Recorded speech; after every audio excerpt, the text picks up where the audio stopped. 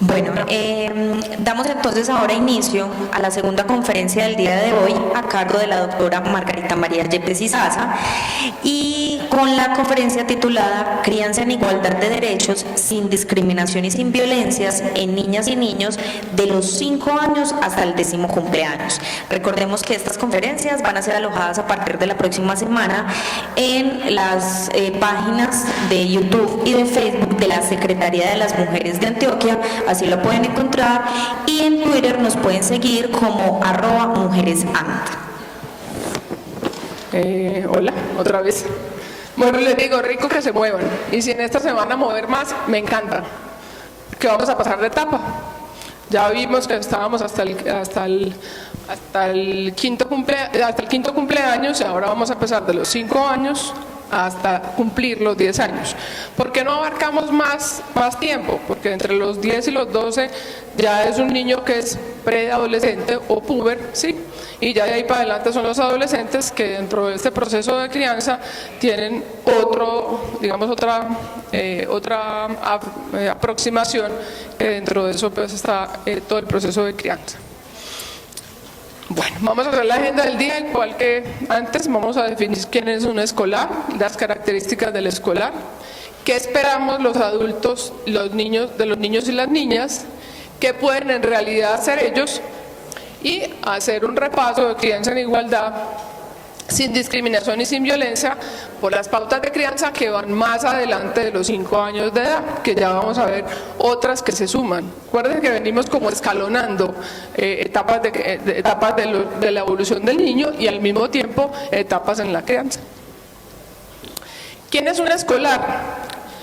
Me voy a permitir decirles a ustedes que un niño o una niña mayor de 5 años y hasta llegar al 10º cumpleaños es la característica biológica de un niño escolar, ¿cierto? Es la característica de la evolución. Y me voy a permitir mostrarles un video. Pido disculpas inicialmente a ustedes, no tengo nada que ver con Unilever, no vendo FAB, porque lo van a ver en la propaganda. No hay conflicto de intereses pues en el asunto, porque aquí lo que estamos haciendo es una programación académica, porque me parece un video que, a pesar de que tiene su contenido comercial, define claramente, sin yo tener que decirles con letras cómo es un escolar, lo que es un niño escolar. Perdón, mamá. Perdón, mamá. Me ensucié. No me di cuenta. ¿Dónde tenía la cabeza? Estaba distraído salvando vidas humanas. Alimentando a mi hija, su hija, tu nieta, mamá. Pasó mientras estaba ayudando a otros, Dejando atrás miedos ilógicos. acá me ensucié aprendiendo a tener ideas propias, Acá, aprendiendo a no ser egoísta. a relacionarme con los demás. Jugar así me ayudó a darme cuenta que ayudar está bueno. A no abandonar ante una dificultad. Perdón, mamá.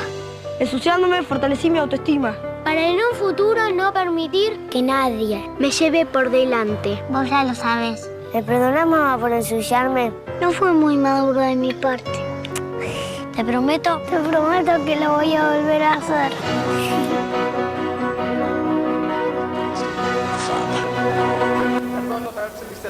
Pero es que me parece fantástico ese video. Esa es una muy buena definición de lo que es un escolar. Es un niño dispuesto a que el mundo entero me lo trago, porque así es la definición de un escolar, de yo tener la posibilidad de moverme, de crear, de contar cuentos, de hacer toda la imaginación que un niño tiene ahí, ¿cierto? Y de ensuciarse. Ensuciarse es muy válido para aprender. Si yo en la vida me quedo quietico o quietica, porque también ahí es la versión del otro lado en que usted no se puede mover porque se daña la falda, porque se le dañan los zapatos, porque se le dañan las medias, pero el niño sí se trapa los árboles y no importa que llegue como un oso. Es importante ser muy conscientes de eso. El niño escolar es un niño que está en constante movimiento y es un niño que necesita aprender a través de su interacción con los otros y la interacción social. Igualmente vamos a repasar cómo se acompañan en la crianza. Los primeros parámetros que hacemos es el amor incondicional. Vamos a repetir muchos de los que ya vimos, pero es que esto hay que repetirlo hasta el cansancio.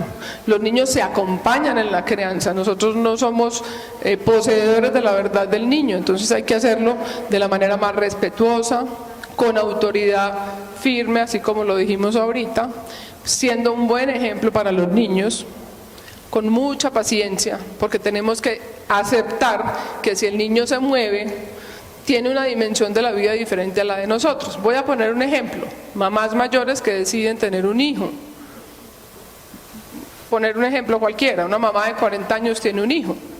A los 47 va a tener un escolar que no hay de dónde apagarlo.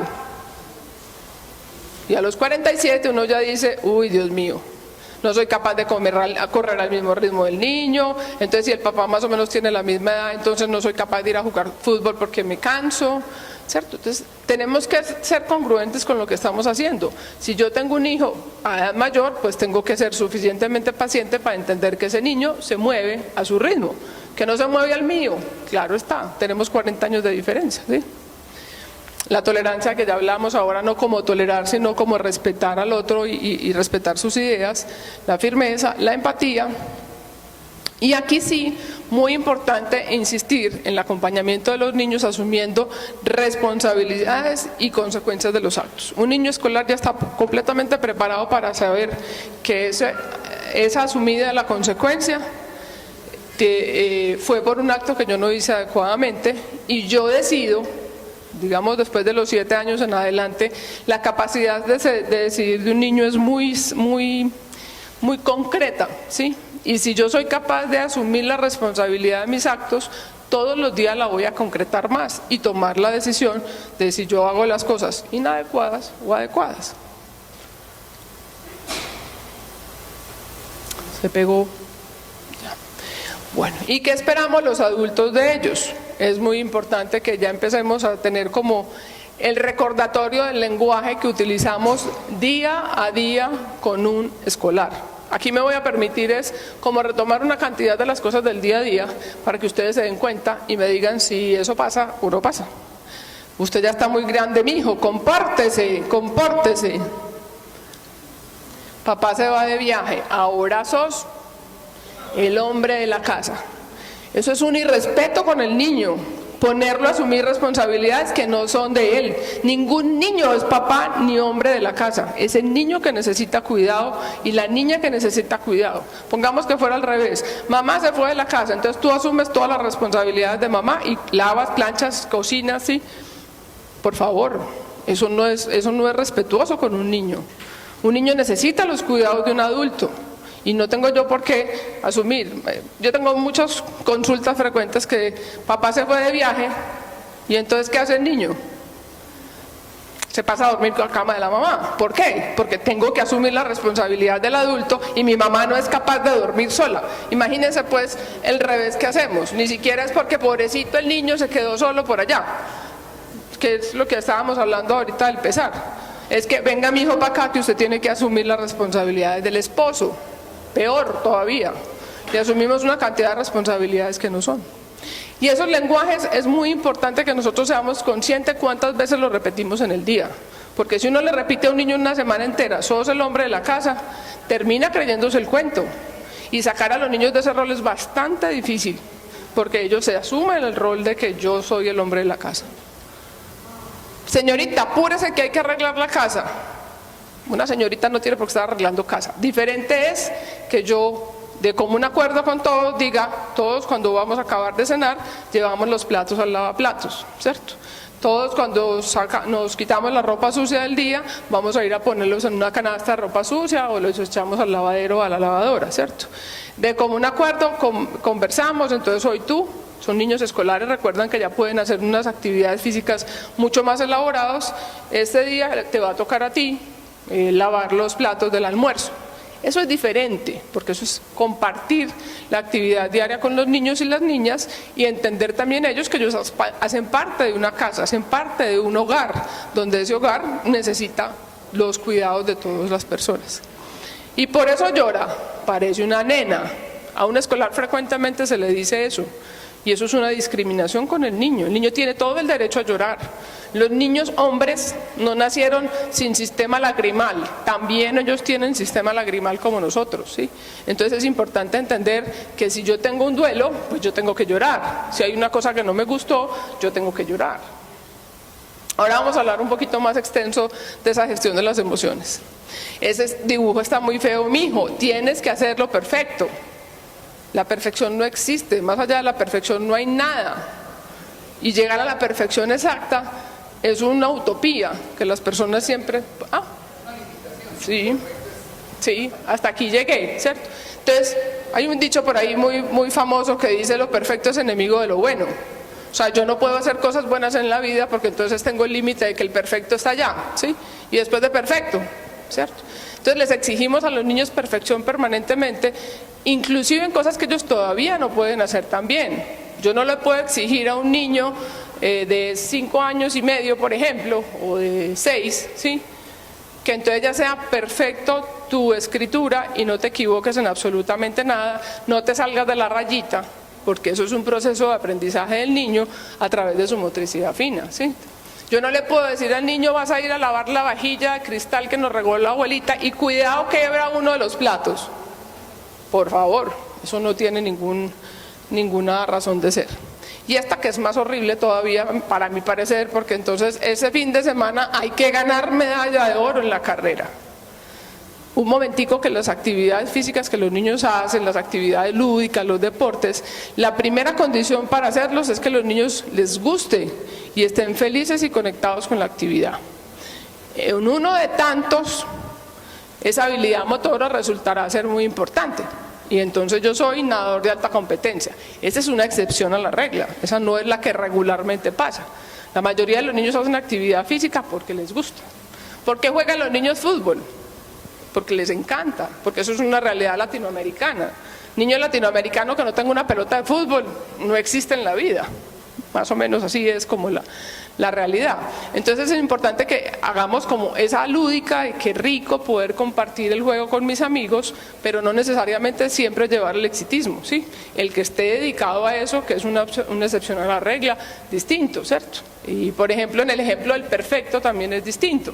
Si yo como astronauta me voy a ir para la luna, el momento del lanzamiento para la luna tiene que ser perfecto, porque entonces si no, me caigo o llego a Plutón, ¿cierto? Entonces eso es importante. Un ingeniero va a hacer un puente, tiene que tener las medidas perfectas para que el puente no se caiga. Eso son otras realidades, pero en la realidad diaria es importante estar atento.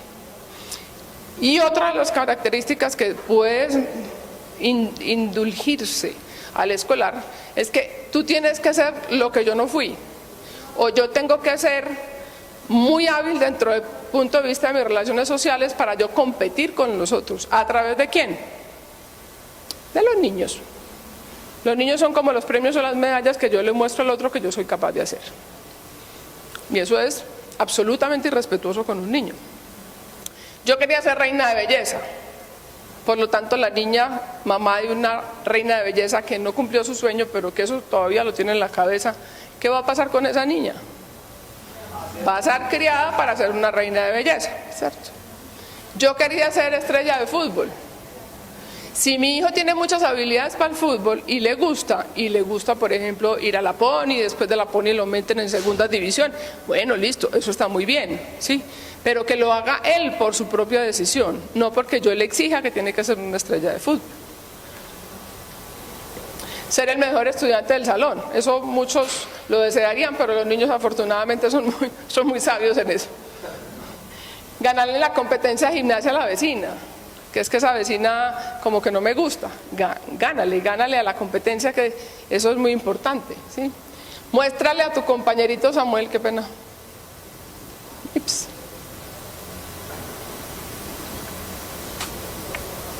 Se pegó. Muéstrale a tu compañerito Samuel que te compré el juego portátil más nuevo. Yo soy el más actualizado en digital, ¿cierto? Entonces muéstrale que yo fui capaz de comprarte el juego más nuevo. Y compremos tenis para chicanearle al primo. Es muy importante chicanearle al primo. Entonces hagámoslo desde ese punto de vista. Se está pegando este. Hay otra cosa que nos lleva a los adultos a sacar los niños de la crianza normal, ¿sí? Que no es lo que un niño escolar regularmente espera y desea. y es adultizar los niños, y peor, sexualizar los niños de una manera no sana, o sea, casi que erotizar a los niños, ¿sí? Y hay imágenes tan importantes como estas, ¿sí? Eso es un reality que es verdad, son niñas preparadas para ser reinas de belleza desde los 6, 7 años, y pues mírelas como son, parecen unas muñequitas, ¿sí? O el niño que es, digamos, expuesto en una marca de ropa X y también le ponen como su adjetivo de no, qué pereza ser niño, crecer rápido para que tengas otras prebendas, ¿cierto? Y pues miren estas que a mí pues me producen escalofrío, les digo realmente, eso es infame con una niña, exponerla de esa manera a una erotización del mundo donde ella ni sabe qué es lo que está haciendo. Y el loco enfermo que tiene la cabeza descuadriculada tendrá sus razones para cual agarrar a la muchacha y hacer cuantas cosas no quiera con ella, ¿cierto?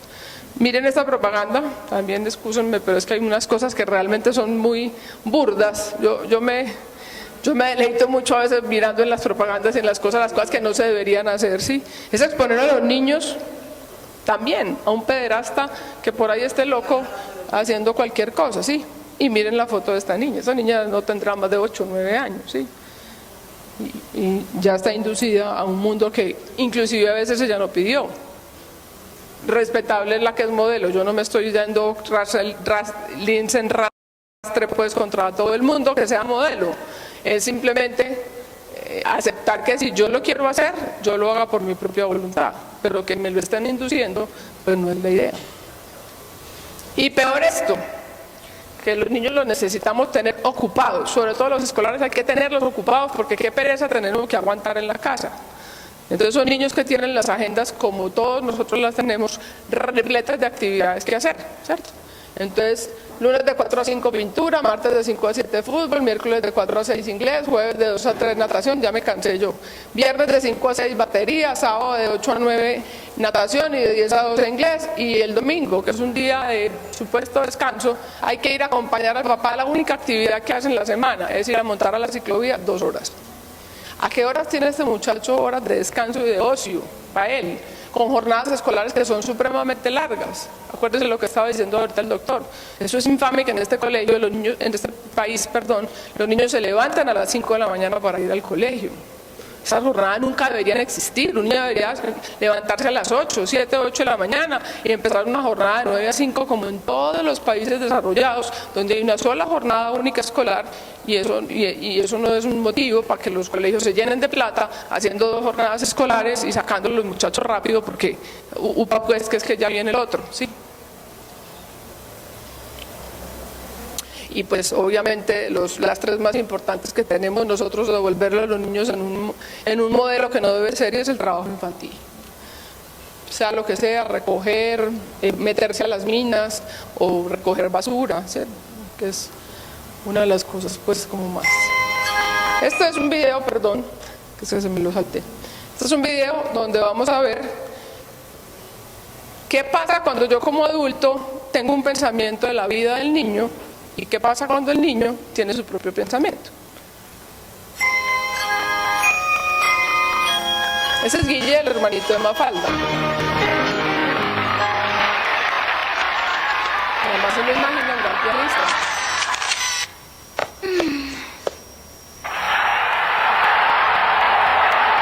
Se lo imagina el mejor futbolista. Ahí viene Mafalda, que hace imaginándose haciendo el fruismo total.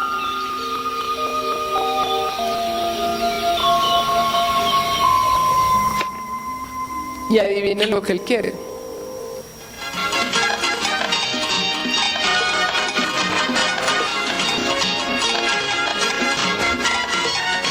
Rumba total. Yo no estaba pensando ni ser pianista, ni futbolista, ni médico que se fue para el África a vacunar a los niños, ¿no? De nada tenía yo ese pensamiento, ¿cierto? Más o menos me refiero como al paralelo que uno puede hacer en la vida con los niños. Yo me imagino una cosa que yo quisiera que el niño fuera, pero realmente el niño tiene otra disposición. ¿Qué se espera entonces de ellos realmente que puedan hacer en esta etapa de la vida? Que son desarrollos ya desde el punto de vista de hábitos más elaborados, donde los niños tienen más adquisición de conocimientos y tienen también un desarrollo emocional muchísimo más avanzado. Es claro que a esta edad de la vida la mayoría de los niños deberían tener hábitos saludables de vida que vimos en la anterior conferencia.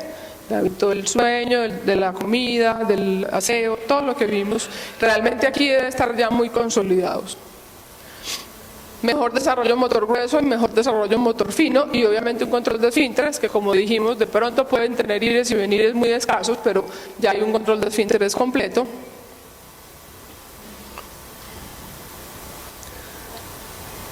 Creo que es que estás tapándome un poquito, ya. Mejor lenguaje y comprensión de las actividades que se hacen. Ocasionalmente un niño escolar de pronto tenga alguna dificultad. Desarrollo cognitivo, que empieza ya como desde la etapa escolar completa. Antes era una etapa preescolar, donde el preescolar obviamente tenía una disposición al conocimiento a través del juego, que era muy importante. Aquí seguimos con el juego, no vamos a desplazar el juego, pero tenemos un nivel de cognición un poquito más avanzado y damos paso a la etapa escolar. El desempeño social, que obviamente también es muchísimo mejor, la gestión de sus sentimientos y llegar a adquirir autonomía moral, respeto y autocontrol conmigo y con los otros, que es uno de los parámetros, digamos, más de llegada entre las metas del desarrollo y entre las actividades que el niño hace para poder estar bien controladito. Vamos a mirar a grandes rasgos los primeros que vimos, que fue la alimentación, el sueño, y ellos que ya van a estar muy constituidos. Generalmente los niños ya hacen comidas más compartidas con sus amigos. Recuerden que las jornadas escolares a veces son muy largas y los niños casi que pasan la mitad del día o más con sus compañeros, y es frecuente que hagan la media mañana y el almuerzo con sus compañeros. Hay una conciencia mayor de cómo se debe distribuir la comida. Los niños ya saben que deben comer proteínas, carbohidratos, frutas, verduras y algún lácteo. Y tienen una rutina y un hábito ya muy establecido de saber las 3 comidas principales no se negocian. La media mañana y el algo a veces pueden ser más negociables. Se respeta la selectividad de los niños escolares tienden a empezar a ser muy selectivos en su comida. Si ustedes tienen niños escolares, verán que por unos 6 meses pelean con los lácteos, después por otros 6 meses pelean con las frutas, después al otro año pelean con la carne, ¿sí? Y ese respeto a la selectividad es muy importante tenerlo, pero ojo, no hay comida a la carta. Te sirvo tu comida, no te quieres comer el tomate, listo, no hay ningún problema, no te comes el tomate. No peleamos, no rogamos, no suplicamos. El niño irá otra vez agarrando su ritmo y teniendo eso. Igual nuevamente, sin ruegos, sin golpes, sin cantaletas. Y en esta época de la vida sí que es muy importante. Ojo con la picadera. Los niños escolares, a diferencia de los preescolares, casi nunca una mamá va a consultar porque un niño escolar no me come, como decía el doctor ayer. La mayoría de las veces uno consulta algo porque es que es un poquito selectivo con las frutas o con las verduras, pero uno pregunta el resto de la alimentación. No doctora, y si yo le dejo toda la comida y de toda la familia, toda la come, o repite 2 o 3 veces, ¿sí? Es muy escaso que el escolar sea ese un motivo de consulta frecuente, ¿sí? Pero si es un motivo de consulta frecuente, el niño que es ansioso y pica todo el día, sobre todo desde el tiempo que llega al colegio hasta que se acuesta a dormir. Y como vimos ahora, el estar picando frecuentemente es una de las actividades que puede llegar fácilmente a la obesidad. Vamos a la hora del sueño. Aquí voy a detenerme un poquito en la relación que tiene la hora del sueño con una dificultad importante que los escolares tienen a la hora de dormir, y de soltar la pantalla. También vamos suponiendo que el hábito saludable del sueño está instalado. Hay un sueño reparador, hay un sueño que dura toda la noche sin muchos altibajos. Hay una muy buena higiene del sueño, ya los niños tienen instalado de cómo me voy a acostar a dormir, qué hago primero, qué hago después. Muy importante insistir que dentro de esta crianza con igualdad, vuelvo e insisto, los niños y las niñas se deben acostar a la misma hora. La niña no se tiene por qué quedar haciendo más oficio que el niño, porque eso es una responsabilidad de las niñas, ¿sí? Y no más pantallas, por lo menos 1 hora antes de dormir, ¿sí? La idea es que el niño utilice la pantalla. Voy a ponerles el ejemplo: se acuesta a las 8 de la noche, hasta las 7 de la noche vamos a utilizar pantallas, las que sean. Pantalla incluye televisión, tableta, computador, teléfono, juegos, el que sea. Mucha firmeza e inconsistencia en dar instrucciones a la hora del dormir, porque en este momento de la vida se supone que deben tener un hábito saludable del sueño y no deben estar peleando tanto con que yo me tenga que ir a dormir solo y con toda la rutina de mis sueños, ¿sí? Y insistir, no pelear, no ruegos, hay firmeza para decir, te vas a acostar a dormir en tu cama, ¿sí? Para que no pase esto, ¿sí?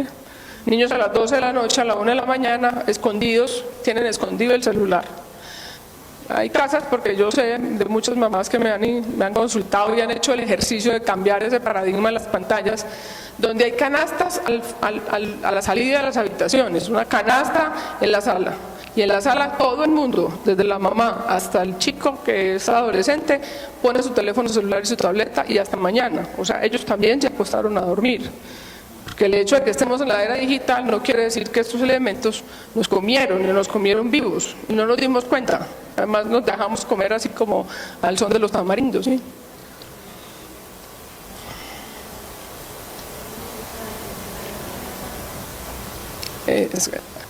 Este señor se llama Serge Tirserson. Es un psiquiatra infantil y psicoanalista que es director de un centro de investigaciones en la Universidad de París y ha propuesto, dentro de toda su actividad que tiene alrededor de lo que ha estudiado en las pantallas, la regla del 3, 6, 9 y 12, donde si nosotros fuéramos responsables con nuestros hijos e inclusive con nosotros, eso también aplica para nosotros, ¿sí? Es una guía para que nosotros como padres de familia adaptemos hacia las edades adecuadas que los niños tengan el uso de la tecnología, y esto ha sido divulgado y avalado por la Sociedad Francesa de Pediatría Ambulatoria y también ha sido adaptada con la Academia Americana de Pediatría. ¿Cómo se llama? ¿Cómo debe ser la regla del 3, 6, 9? En general debe ser así. Los niños antes de los 3 años no deben tener ninguna pantalla disponible, ni siquiera el televisor. ¿Por qué? Porque en esa época de la vida el niño tiene el derecho a tener un aprestamiento de la vida y una introyección de las actividades a través de otra cosa diferente que no sean las pantallas. Las pantallas no permiten que el niño cree voluntariamente, las pantallas no permiten que el niño tenga una actividad social, por ejemplo, ¿sí?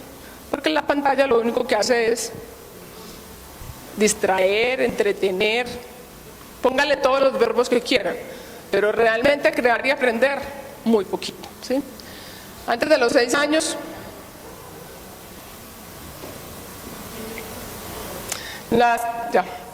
no consolas ni tabletas y tampoco juegos portátiles antes de los 6 años.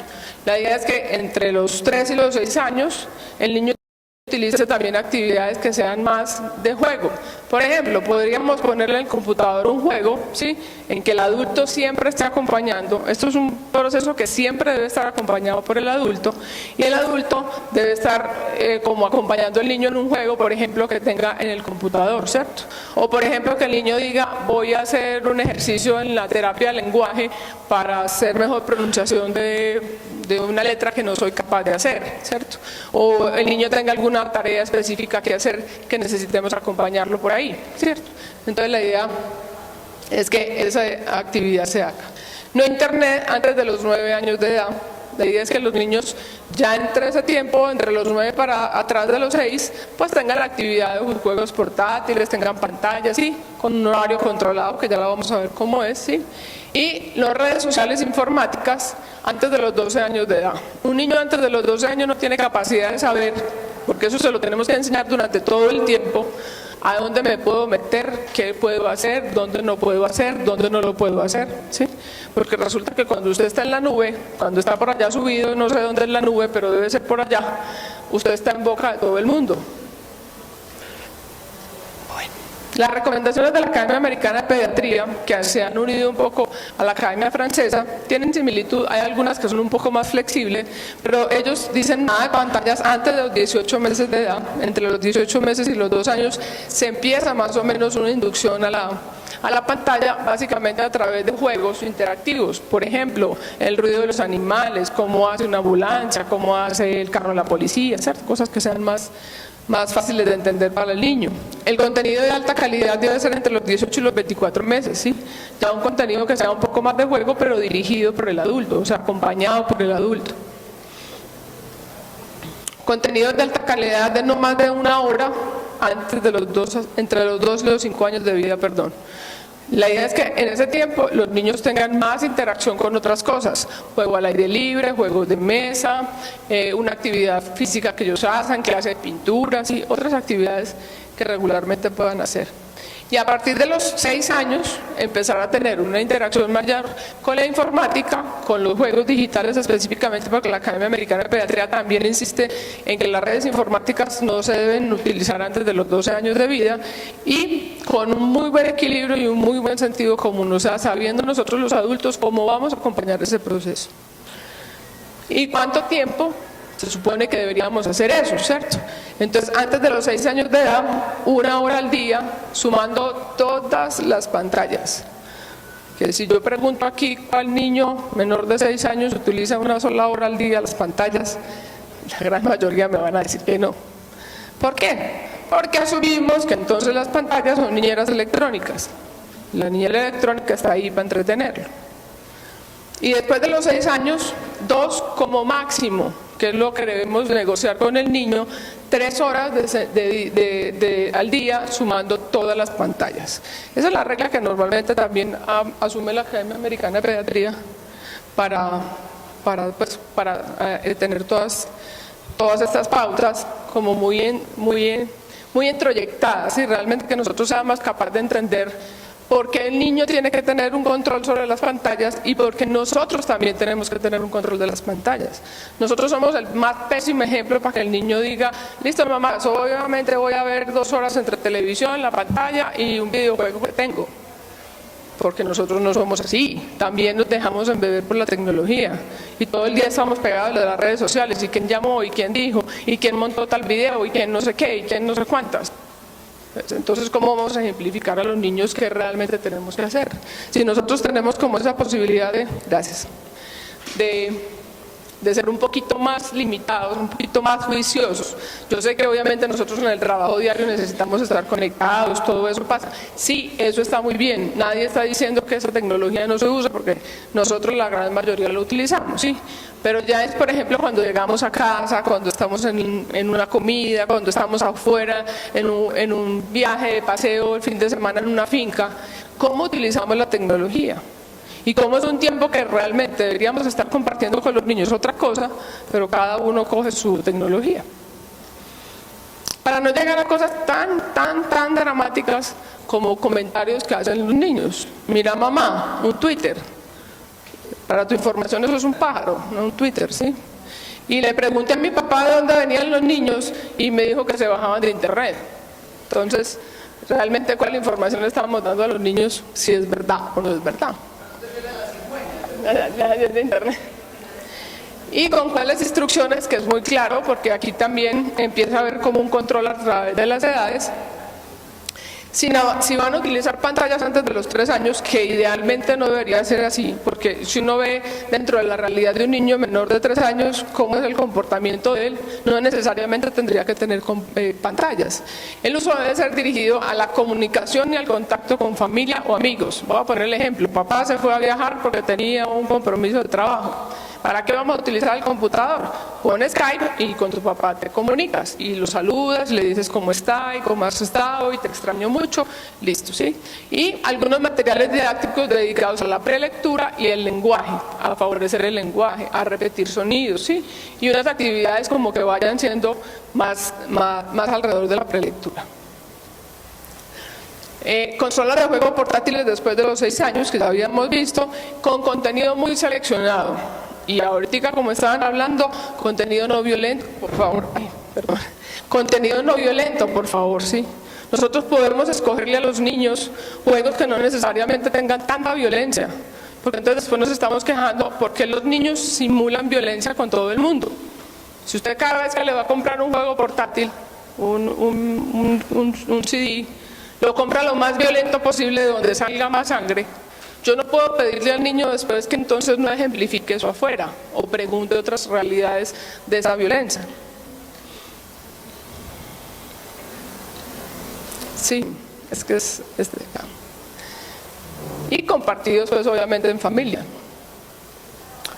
Si vamos a hacer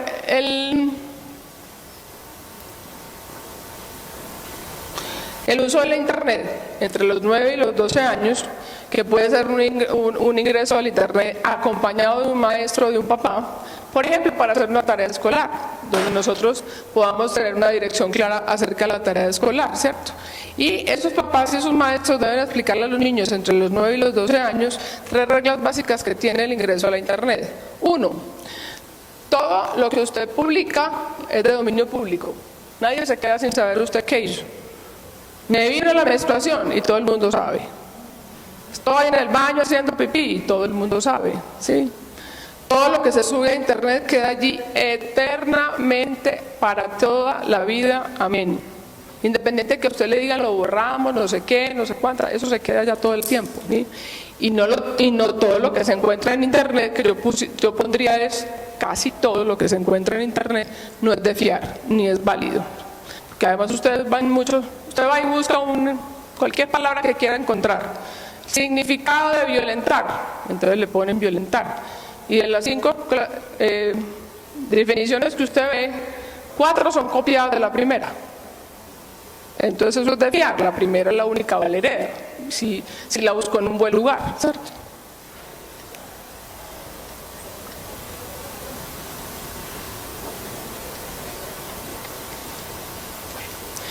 Lo otro es seleccionar horarios que tampoco son negociables con actividades que siempre deben estar libres de contenido mediático. Por ejemplo, la hora de comer, 1 hora antes de ir a dormir, mientras está haciendo otras actividades, por ejemplo, pintando, dibujando, jugando. Tenemos que apagar la televisión de fondo. La televisión se vuelve un arrullado, yo no sé cómo se llamará eso. La gente a las 6 de la mañana prende el televisor y son las 12 de la noche y todavía el mismo televisor está prendido. ¿Haciendo qué? Bulla, no más. Entonces, ¿para qué necesita un niño un televisor prendido cuando está embebido en armar un rompecabezas? ¿Ustedes creen que el niño va a estar atendiendo lo que está pasando en la televisión? Entonces, hagamos el ejercicio de, listo, apague la pantalla. Cuando él vaya a ver la pantalla, pues entonces la dirección de la actividad va hacia la pantalla. Y en este también necesitamos ser muy enfáticos, tener zonas libres de pantalla en la casa, sobre todo y específicamente en las habitaciones, ¿sí? ¿Para qué? Para crear lo que nosotros llamamos un hábito saludable del uso de las pantallas, ¿sí? Porque eso es lo único que queremos hacer. No estamos violentando el hecho de que nacimos en una era digital y que la era digital se va a quedar todos los días evolucionando más. Bienvenida a solucionarnos y ayudarnos a solucionar problemas del mundo, ¿sí? Pero no a ponernos más problemas, ni a ponernos muchos limitantes. Vamos a hablar un poco del desarrollo motor grueso, especificando las habilidades que normalmente los niños ya tienen alrededor del desarrollo motor, que son ágiles, arriesgados, tienen una actividad física más dirigida al deporte. Es diferente a la actividad del preescolar, que es una actividad más dirigida al placer y al juego, pero este ya sí realmente tiene una definición hacia el deporte. Es un juego que se hace con pares. Los niños preescolares, si ustedes los ven en un preescolar, son 10 niños sentados en un salón o sentados en la piscina de pelotas y cada uno está mirando para un lado distinto. Es muy raro que ustedes encuentren niños preescolares haciendo un juego entre ellos mismos, ¿sí? Eso es respetable porque esa es la manera como el niño aprende a través del juego preescolar. El escolar es diferente porque el escolar ya sí tiene un juego de pares, ya sí tiene un juego de conjunto, un juego de colectivos, como es jugar fútbol, básquetbol, béisbol, voleibol, ¿sí? Aceptan las reglas del juego, ¿sí? Y muy importante, tienen derecho los niños y las niñas a decidir su actividad física independientemente de lo que se diga el deber ser por su sexo, ¿sí? Porque aquí también encontramos las peleas frecuentes de ¿qué? De esto que les voy a presentar. Qué rico que un equipo de fútbol fuera así. Tenemos derecho de los niños y las niñas a jugar fútbol. ¿Quién dijo que el fútbol es una actividad exclusiva de los hombres? Es una actividad donde uno desarrolla actividad motora gruesa y además juega con una pelota. La definición de para cada uno qué significa jugar con una pelota, atrás de una pelota 11 peludos, 11 peludas, ya es una cosa distinta, pero realmente es un juego que es interactivo para los niños, para las niñas y que tienen todo el derecho a jugarlo tal como son. Y nuestra gran campeona, que pues obviamente Mariana Pajón no tiene ninguna limitante para haber sido campeona del mundo tantas veces, para ser una campeona olímpica, y es una mujer montada en una bicicleta haciendo ciclocross. cuando para mucha gente la definición del ciclocross es que es una actividad tan aventada que solamente la podrían hacer los hombres. Y como ella hay muchas otras niñas que están en su proceso de tener un buen desarrollo de la actividad física por aquí. Vamos a plantear el desarrollo motor fino, que ya también en este momento de la vida es un poco más elaborado. Disfrutan del pintar y armar como una afición. Para muchos niños ya, por ejemplo, ir a clase de pintura es una afición, ir a clase de plastilina es una cosa rica para hacer, además de que tengo amigos y comparto con ellos. Es una actividad más pulida, ya sabemos que el niño tiene un desarrollo motor físico fino más pulido, tiene mejor coordinación y equilibrio. Le gusta jugar juegos de mesa. Los juegos de mesa invitan también a facilitar que la motricidad sea fina, sea mejor, jugar parqués, jugar ajedrez, ¿cierto? Para ir moviendo las fichas. Y aceptan las reglas del juego. Una de las actividades más importantes que facilita la actividad de juego de mesa es que los niños aceptan, voy primero, voy después, paso el turno, respeto que el otro va delante de mí, y esas reglas del juego están bien. E igualmente tienen derecho los niños y las niñas, independiente de su deber ser por el sexo, a tener actividades motoras finas igualitas. Ahora me voy a referir al revés. Todo niño tiene derecho a meterse en la cocina. Los hombres en la cocina huelen a la gallina. No, son unos excelentes chefs y se desarrollan como chefs de una manera muy adecuada. Y eso tampoco le da la connotación de que todo chico que se dedica a ser chef tiene una condición genética que lo predispone a ser homosexual. Eso no es verdad. Lo mismo que una cantidad de actividades que se supone que son femeninas que los hombres hacen. Por ejemplo, la peluquería. Ustedes sí ven que muchos tienen su orientación sexual o homosexual porque disfrutan de ese femenino que tienen muy calificado. Pero hay muchos peluqueros y estilistas que no son homosexuales y hacen su oficio muy bien hecho, sin ningún problema. El control de esfínteres ya sabemos que es completo en esa época de día y de noche. Ocasionalmente se pueden presentar algunas fallas de falta de control hasta los 7 años de edad. Después de los 7 años uno sí hace una evaluación más concreta si está pasando alguna cosa. Entre esas cosas es estar pendiente si hay regresiones frecuentes o no. De las cosas que más evidencia que el niño tiene algún lío emocional que no ha resuelto, de la manera que sea, es porque se regresa en su control de esfínteres, ¿sí? Y en ese momento hay que explorar bien qué es lo que está pasando alrededor de eso, ¿sí?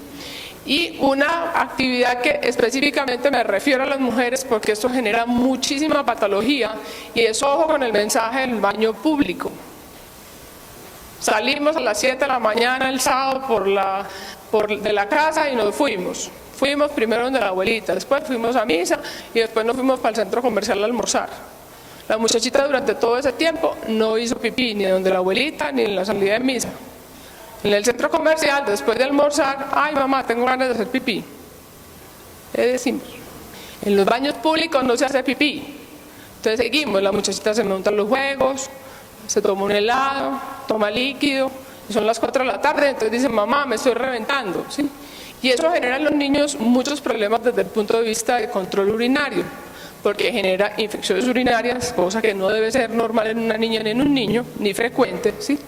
Y además esa idea errónea que es que si yo tengo una necesidad fisiológica que tengo que hacer, pues busco el baño público más aseado que pueda tener. Tampoco es que me voy a meter a cualquier hueco, pero sí es importante facilitar un poquito eso para que no tengamos esa idea tan errónea que es que todos los baños públicos son perversos y no se utilizan, porque eso genera muchísima patología urinaria.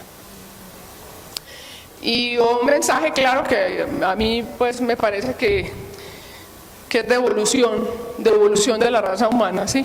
Independiente de que los hombres tengan el pene por fuera y no tengan que ir a sentarse en un baño, que sería lo ideal, ¿sí? No tienen por qué ir haciendo pipí regando todas las maticas del barrio, por Dios. En todas partes hay un baño, en una estación de gasolina hay un baño, en un centro comercial hay un baño, en un restaurante hay un baño, ¿sí? En todas partes donde uno pueda, digamos, acceder, hay fácilmente baño. No les enseñemos a los niños que hay que regar las maticas. Eso se ve bastante desagradable, o sea, parece como si los hombres tuvieran todavía el retroceso de ser como unos perritos que orinan en cualquier arbolito que se dieron cuenta que existía, ¿sí? Es que hay que echarle urre a las matas. No, la urre en las matas se la echa el jardinero, no usted, ¿sí? Entonces es importante como tener como esa conciencia de que los niños orinan normalmente en el baño, ¿cierto? con unas condiciones que también les enseñamos a los niños, ¿cierto? No tenemos que ser tan estrictos como realmente el mensaje de esta mamá, ¿cierto? Malditas mujeres que dicen siéntate para miar.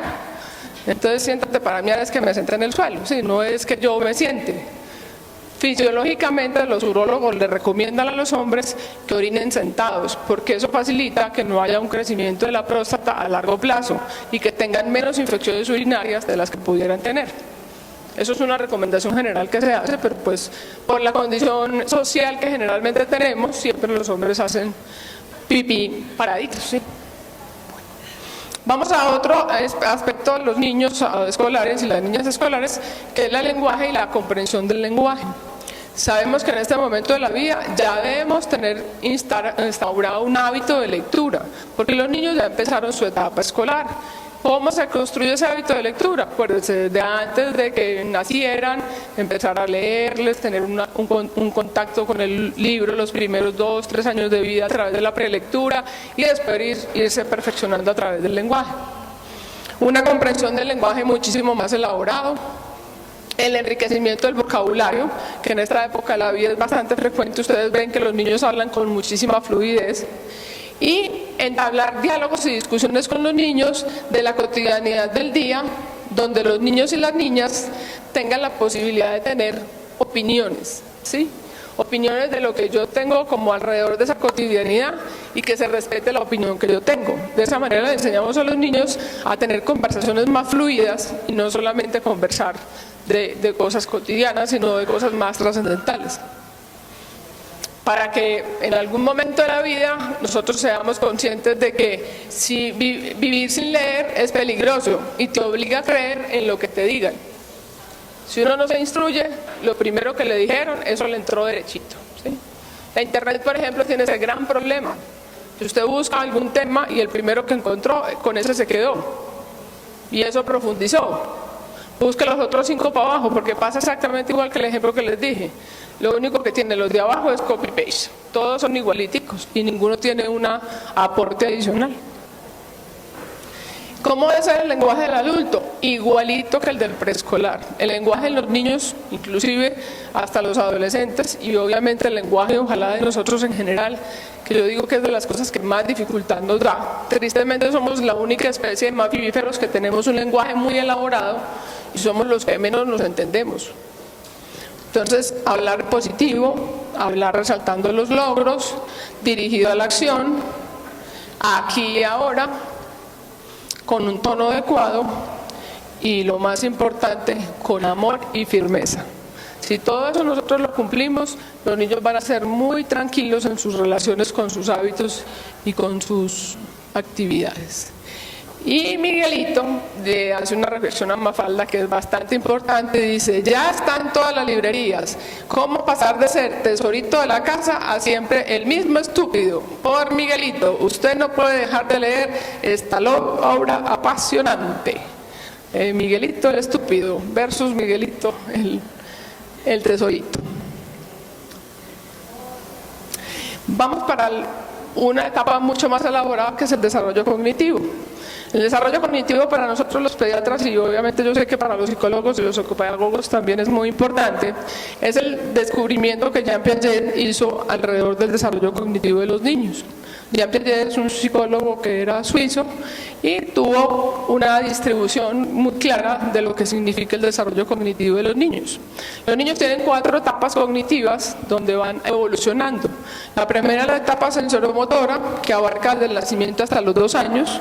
Es una etapa donde el niño todo lo vive a través tanto del movimiento como de explorar las sensaciones. Es una etapa donde los niños frecuentemente se meten las cosas a la boca, están oliendo, están tocando, ¿sí? Porque eso es la etapa en que ellos conocen de esa manera. La otra etapa es la etapa preoperacional, que va entre los 2 años y los 7 años, que es una etapa de iniciar el conocimiento a través de un acto más elaborado. Por ejemplo, la prelectura, por ejemplo, conocer los números, los colores, ¿cierto? Empezar a hacer algunas reflexiones acerca del desarrollo normal de la cognición. Etapas de operaciones concretas que van de los 7 a los 11 años, que es la etapa clara de la escolaridad, donde los niños aprenden a sumar, a restar, a multiplicar, ¿sí? A tener un lenguaje mucho más elaborado, a tener una comprensión de la lectura mayor. Y en la etapa de operaciones formales, que empieza desde los 11 años hasta la edad adulta. Hay gente que se queda en la etapa preoperacional, pero pues ahí van, ¿cierto? Ahí van. Bueno, en el desarrollo cognitivo sabemos que los niños en etapa escolar están entre esa etapa que es la preoperacional y empezar operaciones concretas. En esa etapa de la vida es donde nosotros más tenemos que tener el respeto por ese tipo de actividades que están haciendo los niños. Dentro de ese campo, ¿qué pasa con los niños en esa etapa? Que tienen mayor atención, por lo tanto tienen más facilidad de acceder al conocimiento. La lectura y la comprensión de la lectura es mucho mayor, tiene una lectura más fluida. Las responsabilidades escolares tienen que tener una relación con el niño en que no interfieran con su proceso de niñez. Realmente es muy importante para el niño tener claro, para mí es tan importante jugar como tan importante hacer mis operaciones matemáticas o una lectura que tenga que hacer. ¿Qué tengo que hacer? Organizar el tiempo, y que para el niño eso sea la construcción de un hábito saludable en la escolaridad de hacer sus deberes escolares. Yo ahí tengo conflicto de intereses porque yo no creo en las tareas escolares, me parece un abuso para los niños, pero listo, ok, aceptemos que hay unas tareas que son importantes hacerlas, de reforzar cosas, de poner en práctica otras, sí, pero lo ideal es que los niños tuvieran más tiempo de ser niños y en su escolaridad, en su escuela se dedicaran a la escolaridad, ¿cierto? Respetar el ritmo del niño y la niña, esto es una actividad que en los colegios les da mucha dificultad hacer. Ningún niño es igual a ninguna niña, ni ninguna niña es igual a otra niña en su ritmo escolar. Todos aprenden de diferente manera. ¿Qué es lo importante? Que el resultado y la actividad sea la adecuada. Que un niño se demore más, que otro se demore menos, que uno lo haga así, que otro lo haga así, que uno es zurdo, que el otro es derecho. Eso es la variedad del mundo, así somos todos, ¿sí? Y la igualdad de derecho a la educación. Esto es muy importante por lo que les decía yo ahorita de cómo baja el desarrollo cognitivo en las niñas, y obviamente también desde muy temprano, muchas veces la escogencia de si yo tengo plata para llevar a un niño al colegio, ¿a quién llevo? ¿Al niño o a la niña? Al niño, porque la niña igual va, la plática se perdió, porque ella no va a hacer nada con ese desarrollo profesional. Se casa, tiene hijos y se le olvidó la profesión. Es muchas de las reflexiones que la gente puede hacer. Vamos a hablar un poquito de lo que arruina ese desempeño cognitivo en los niños y el disfrute académico, que aquí también tenemos que hacer una reflexión importante. Nosotros no estamos a veces dispuestos a que los niños tengan un disfrute académico, es a cumplir una cantidad de reglas y normas que nosotros los adultos tenemos que cumplir, ni siquiera son ellos. Yo como educadora tengo que seguir un pensum, y ese pensum se lo tengo que poner a que lo trabajen el 98% de los niños. Voy a poner un ejemplo, ¿sí? Entonces yo como profesora me despiporro para que el 98% de los niños me cumplan el pensum académico, ¿sí? Y resulta que es que la realidad no es así. Usted tiene 50% de los niños que, como vamos a ver ahorita, son absolutamente kinestésicos para su desarrollo cognitivo. ¿Qué significa eso? Que aprenden a través del movimiento. ¿Y qué significa eso en un colegio? Que es un evento del día. Entonces yo no puedo pensar que con un pensum académico que es completamente sellado y no da tiempo de dar otra manera de aprender, yo no puedo decirle a los niños quédese quieto para que aprenda. Su sistema mental no está preparado para eso. Entonces yo tengo que evolucionar con el tiempo y ser yo el que también como adulto dé el primer paso para que ese desempeño académico no se arruine, ¿sí? También no entender ni respetar el modo como el niño accede al conocimiento, que es lo que vamos a ver ahorita, y aprender para el examen versus aprender por gusto y disfrute, y porque yo quiero aprender para la vida, ¿cierto? Que es una enseñanza que es muy rígida y a la que se dirige única y exclusivamente al logro del examen, al logro de la lectura del libro, al logro de X cosa que tengamos que hacer.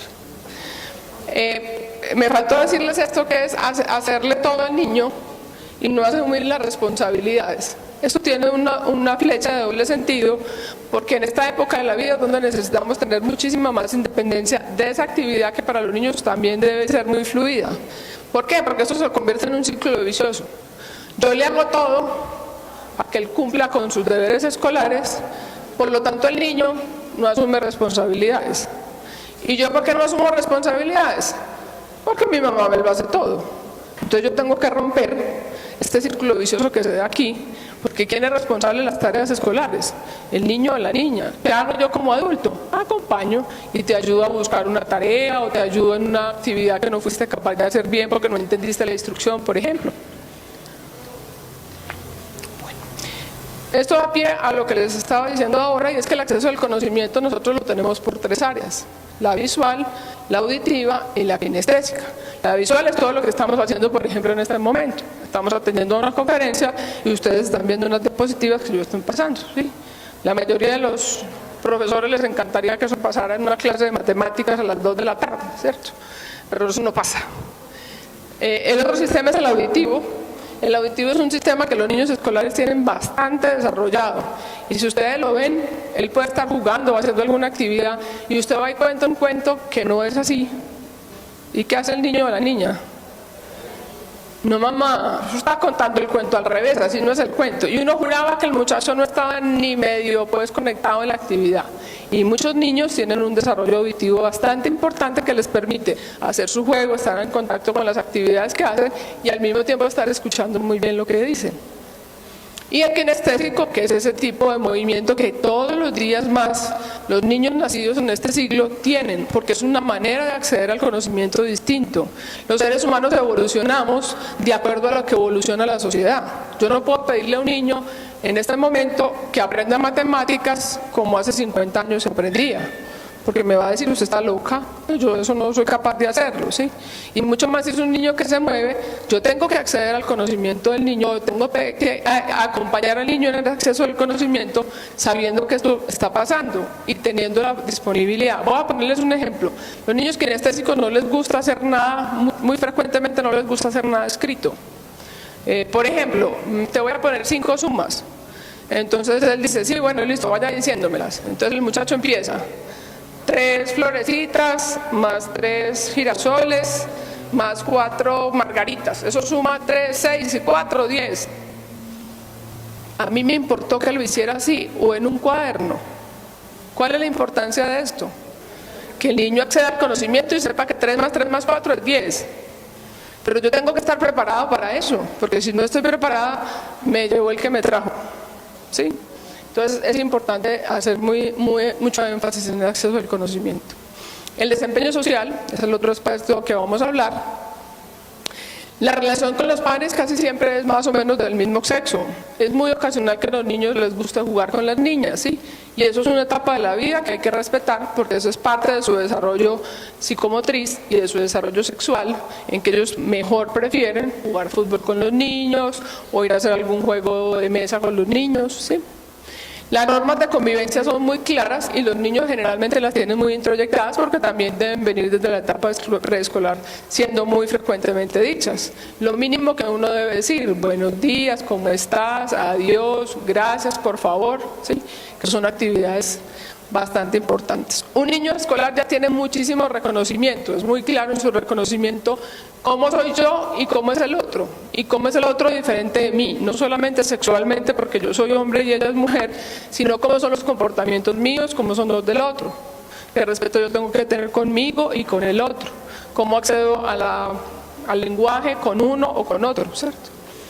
Hay mucha empatía con los demás, los niños escolares en general, es muy raro el niño que sea muy retraído, los niños escolares en general son entrones, como dicen las abuelitas, entrones, preguntan, cuestionan, usted por qué está así, venga cuénteme eso que se hace, y ellos realmente tienen muy buena empatía con los demás, más por una actividad que los niños escolares tienen y que de ahí para abajo todos los niños tienen, y es que no le ponen mucha razón al asunto, o sea, viven más por la sensación y el sentimiento, y eso es bastante válido. El respeto por mí y por los demás, la construcción y la reconstrucción de las metas del desarrollo y un reconocimiento y validación que además de mi familia nuclear o además de mi familia con la que yo vivo, hay otros adultos significativos que son representativos para mí. El profesor de inglés, el profesor de matemáticas, el profesor de pintura, la señora del servicio doméstico que me acompaña en el día, el chofer que me recoge en la ruta. Todos esos son personas ya muy significativas para el niño y donde genera vínculos bastante acertados. Y vamos a hacer como la última parte, que es la parte de gestión de sentimientos, de lo que ustedes estaban hablando ahorita un poquito, y es Esta es la etapa de la vida en que los niños se les enseña y ellos aprenden fácilmente. En un niño preescolar uno empieza a hacerlo progresivamente, pero en esta etapa de la vida es la etapa donde los niños realmente más lo consolidan, y es enseñar a los niños lo que se siente en el cuerpo y se exprese de una manera congruente con la sensación. Me explico. Si yo tengo una sensación de que estoy triste porque se me cayó el cono al suelo, por ejemplo, como el ejemplo de ayer, ¿cierto? Entonces yo me puse muy triste porque se me cayó el cono al suelo. ¿Qué hago? Pues no puedo recoger el cono, ¿cierto? Entonces me puedo poner a llorar, eso no tiene ningún problema. Yo como adulto tengo que validar el asunto y decirle lo que está sintiendo, que es esa sensación como de tristeza, como de apagamiento, y que tienes ganas de llorar, eso se llama tristeza. Y así se valida la tristeza. La tristeza no es que yo me vaya a acostar 3 días porque se me cayó el cono. Yo hago una gestión de esa tristeza, evalúo, siento que es lo que generó eso y lloro, y eso está bien. Nosotros los adultos no tenemos por qué interferir en eso, simplemente validamos lo que está pasando. Tienes todo el derecho a llorar, mi amor, tristemente se te cayó el cono, pero bueno, vamos a mirar qué podemos hacer, ¿cierto? La secuencia que genera la sensación a la acción es muy importante, por lo que les estaba hablando ahorita. Uno tiene que ser congruente entre lo que pienso, lo que siento y lo que hago. Y si una manera muy básica de entender eso es a través de cómo se construye un sentimiento, cómo yo aprendo cómo son los sentimientos, que significa que si yo voy a poner el mismo ejemplo de la tristeza, si yo estoy triste, pienso que estoy triste porque se me cayó el cono, yo actúo congruentemente con el cono y es que me da tristeza y lloro un ratico. Incongruentemente fuera que yo dijera, se me cayó el cono, eso quiere decir que yo no me merecía el cono, por ejemplo, y entonces me da mucha risa que se me cayó el cono. Eso no tiene como congruencia. Y a veces los niños se enredan un poquito en esa sensación de hacer la construcción de lo que siento, de lo que pienso y lo que hago. Entonces esa secuencia es lo que gestiona realmente un sentimiento, que básicamente se expresan en los sentimientos más sanos y más básicos que podamos tener, que son la tristeza, la alegría, el amor, el sentimiento amoroso, el miedo y la rabia. Entonces vamos a mirar, cuando los niños empiezan a tener esa gestión de los sentimientos, enseñamos alrededor de esos sentimientos más adecuados, que son la tristeza, la alegría, el amor, la rabia, ¿sí? Que esos sentimientos se gestionan adecuadamente. Perdón que se me repitió aquí. Y todos los niños y las niñas tienen derecho a que ese sentimiento que yo tenga lo exprese de una manera sana. ¿Qué quiere decir eso? Sin agresividad. Pongamos un ejemplo. El niño que se le quitó un juguete y entonces le dio mucha rabia. Entonces uno le ayuda al niño a entender un poquito qué está sintiendo. Es que tengo ganas como de pegarle a la niña. Entonces aclaremos un poquito el asunto. Ok, estábamos jugando y entonces tú arrebataste el juguete, o la niña no te prestó el juguete. A ti te da rabia, tienes todo el derecho a expresar la rabia. Una cosa es que yo diga, tengo mucha rabia porque me quitaron el juguete, y otra cosa es que yo le doy una bofetada a la niña porque me quitó el juguete. En la etapa preescolar eso es muy frecuente que pase, que los niños sean como gestionadores de sus sentimientos y todavía les dé un poquito de dificultad a frenar el impulso. Pero en un niño escolar ya eso no se debe estar repitiendo frecuentemente en la vida. Que pase de vez en cuando puede ser, pero cuando uno no gestiona sanamente el sentimiento, termina siendo una acción, una construcción del sentimiento con una acción que no es adecuada. Lo mismo, por ejemplo, pasa con la tristeza, lo que estaba diciéndoles ahora. A mí se me cayó el cono y yo me voy y me acuesto 2 días a llorar porque se me cayó el cono. Tampoco es una gestión sana del sentimiento. Y voy a ponerse la alegría, porque la gente dirá, no, pues es que uno la alegría siempre la gestiona muy bien y la expresa muy adecuadamente. El narcotraficante que le llegó el cargamento se pone muy contento y saca el arma y da 3 tiros al aire, y el tercer tiro le cae al muchachito de él y se muere. Eso es una expresión perversamente horrible de la alegría. Eso no es alegría, eso es osadía, que es un sentimiento no sano, ¿sí? Y la autonomía y el autocontrol, que serían como el paso más grande, digamos más avanzado que pudiéramos dar en este desarrollo del niño escolar, donde realmente insistimos mucho. Esto es una de las cosas que más tenemos que cambiar. La autonomía moral es una construcción nula en este país. Si eso no pasara, no tendríamos tanta corrupción, no tendríamos tanta violencia, ¿sí?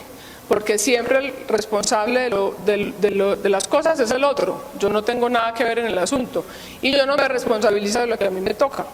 Que a mí lo que me toca es ser consciente de que yo tengo que hacer acciones adecuadas con lo que está pasando. Por ejemplo, yo soy un gerente de una compañía y estoy manejando mucho dinero. Yo tengo que ser congruente con el hecho de que yo no me puedo robar la mitad del dinero de esa compañía. Yo tengo que gestionar adecuadamente el dinero para que la compañía fluya, produzca y no haya ningún problema. ¿Dónde se genera esa menor cantidad de autocontrol y de autonomía moral? En la casa. Eso es lo mismo que la violencia. ¿Dónde está la mayor cantidad de violencia en este país? Las FARC ya se desarmaron y los ELNos están por allá intentando, ¿sí? Pero nosotros en la casa no nos hemos desarmado. Si no nos desarmamos, no somos capaces de perdonar. Y si no somos capaces de perdonar, no evolucionamos, nos quedamos en el mismo punto. Entonces, ¿de quién es la autonomía? Del otro.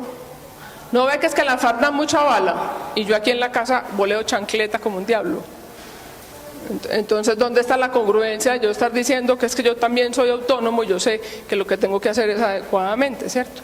Y yo respeto mi vida, respeto el del otro, respeto la naturaleza y respeto los seres vivientes que hay alrededor de la naturaleza. Estos dos principios son la autonomía y el autocontrol, son uno de los principales objetivos de la crianza, donde realmente tenemos que ser muy enfáticos en que eso mejora las relaciones sociales, mejora las relaciones personales y mejora las relaciones familiares y escolares, que son los tres ambientes de la vida donde un niño escolar se desarrolla y de donde va a pasar mucho tiempo de la vida. Pues todos pasamos mucho tiempo de la vida en esos tres ambientes. Parte de lo que genera un buen ciudadano es tener una autonomía moral bien calificada y tener un autocontrol y una autodisciplina adecuados. Si yo no soy capaz de ser autocontrolado conmigo, ni tener una autonomía moral de saber qué tengo que hacer y qué no debo hacer, soy un pésimo ciudadano. Y si soy un pésimo ciudadano, cada ciudadano construye una ciudad. Aquí la construcción de una ciudad no la hace un alcalde, unos concejales o el gerente de tal compañía. Todos nosotros construimos sociedad y todos construimos su ciudadanía. Y uno de los objetivos más importantes de la crianza es generar buenos ciudadanos. ¿Y cuál es la mejor manera de llegar a ello? Digamos, como el culmen del asunto, es el ejemplo. Si yo no genero buenas pautas de crianza a través del ejemplo, sobre todo en esta parte de la autonomía moral, yo no estoy siendo un buen acompañador de la crianza de mi hijo, de mi hija, de mi sobrino, a quien está acompañando. Más o menos es del tono de: mamá, llegó el señor que te necesitaba cobrar una plata que le debías. Ah, no, mi hijo, diga que yo no estoy. Que estoy enseñándole al niño a decir mentiras, ¿cierto? Que ella está ahí, la plata no está, pues habrá que enfrentar el asunto del señor, mañana le pago porque no tengo la plata en este momento. Pero es importante ayudarle al niño a cuidadito pues con esas cositas que estás haciendo, que yo no te vea volviendo a hacer eso. ¿Cuál es el mensaje subliminal? Mientras a usted lo vea no lo puede hacer, pero mientras que a usted no lo vean, ¿qué pasa? Nos pasamos semáforos en rojo, nos brincamos la cámara en la fotomulta, necesitamos el policía al lado que nos diga pase la calle o no pase la calle. Parecemos niños chiquitos de 2 años dándonos instrucciones cuando se supone que somos adultos responsables que estamos criando a otros niños. Y si no somos un buen ejemplo, yo a veces, por ejemplo, veo señoras con niños de 2 años esperando en un semáforo peatonal. En ese momento, ¿cuál sería la norma de autonomía más clara que usted le puede enseñar a un niño? Espera lindo que pase el semáforo en verde y podemos caminar, pero son jalándolos en semáforo en rojo. Upa pues, mi hijo, que lo va a coger la moto. Entonces uno se pregunta y se cuestiona, entonces ¿dónde estamos parados? O sea, ¿qué realmente estamos haciendo de ejemplo? Y ahí sí uno tiene que ser muy enfático en lo que yo siento. ¿Cómo estoy siendo yo ejemplo para mis hijos, para mis sobrinas, para el que esté construyendo conmigo? ¿Sí?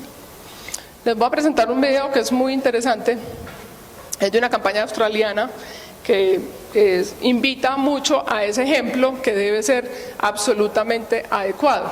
El resumen del video es: los niños hacen lo que los niños ven.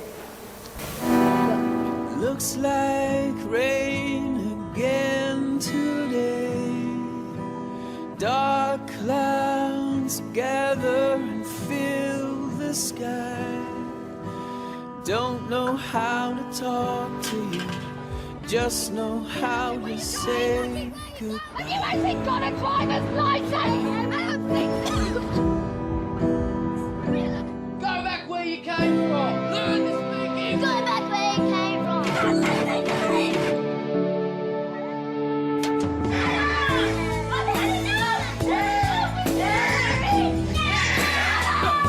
Is that what you think?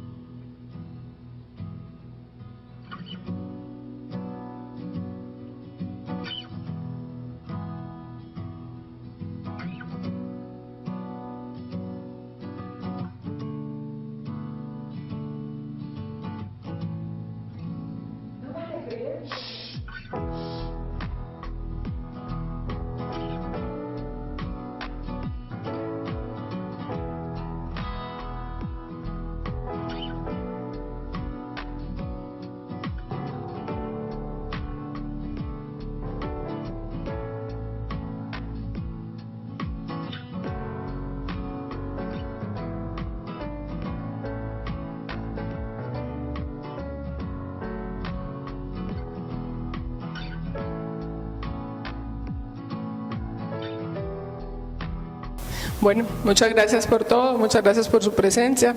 Estuvo muy entretenida la mañana. ¿Alguna pregunta?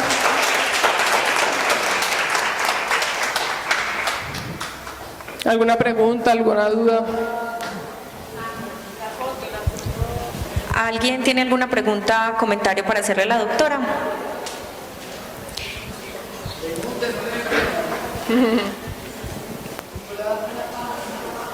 Muchas gracias.